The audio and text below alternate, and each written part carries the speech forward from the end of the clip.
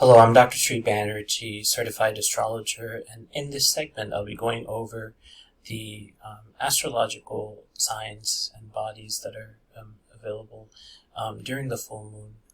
And this full moon is called the Buck Moon, and it occurs on actually the 3rd of July, right before the 4th of July, and occurs at the time 7:38 a.m. So I drew this chart precisely at that time, and of course, the first thing to look at, since this is a full moon, is the dynamic tension that is going on between Cancer and Capricorn. So what does that mean? The sun is in Cancer, which actually is ruled by the moon. Cancer is ruled by the moon.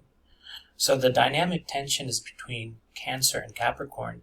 Capricorn being kind of a dry planet and condensing, and then Cancer being a very watery sign and flowy. So there's this dynamic tension between precision and on the other end emotions. And when I mean precision is kind of contracting everything that you've done and making sure that there's no loose ends. That's what Saturn does. However, not at the cost of emotions. So some of the other things is Leo in the ascendant right here.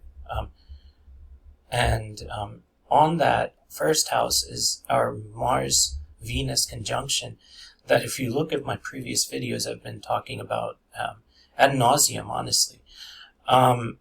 Now that it still indicates the same thing. Somebody who's able to, you're going to be able to use your masculine and your feminine side. Masculine represented by Mars, feminine is represented by Venus. However, when it's in the first house, all of those combinations have kind of culminated into being expressed in the first house.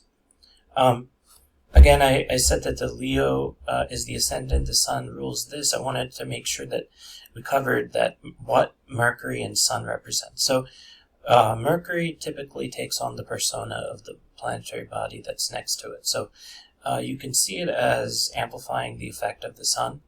Or also you can take a look at which houses Mercury rules. So Gemini and Virgo are the houses ruled. So the 11th and the 3rd house, there's not too many planetary bodies. However, it will take the persona of the sun, and because it's a full moon, persona of the moon as well.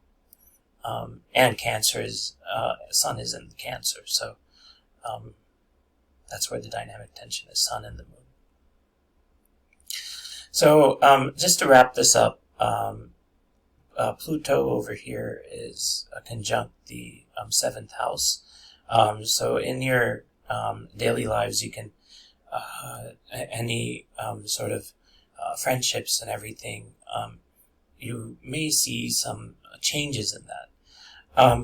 So overall, this is a very good time. There's a lot of things going on. Understanding the dynamic tension is the biggest challenge for everyone, and understanding that during this time there's the conflict and the tension between emotions and strict sort of definition of what is going on. So these dynamic tensions need to be resolved, and you can use the other planets to resolve. I'll also end with this. Quran, it takes 51 years to go around. So Quran, many people, many astrologers use this, is conjunct the midheaven. And so if you're have gone through trauma and you're expressing this later on in life and doing something to help others, then this is a good time to do so. That's the main components. I think it's important to note that Jupiter is also squaring or trine Moon. So Jupiter tries to help this dynamic tension. And as I said, Capricorn, the Saturn is there. Jupiter actually is a good balance between Saturn and the Moon, the Sun and the Moon. that sums up this presentation and segment. Of course, all of these keep changing, and this is not to replace any sort of advice that you may come to the conclusion from your daily living. Thank you for listening.